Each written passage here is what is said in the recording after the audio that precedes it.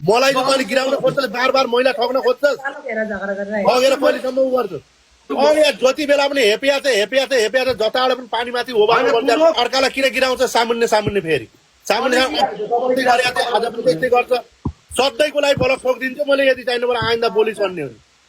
होइन बलक ठोक्दाखेरि तपाईँले जीवनभरिको लागि बलक खोलिदिन्छु साला मलाई नजिस्का मलाई नरिस्का धेरै अति भइसक्यो जता पनि हेप्छ साला फेक आइडी विष्णु मात्रै छ साला अरू छैनन्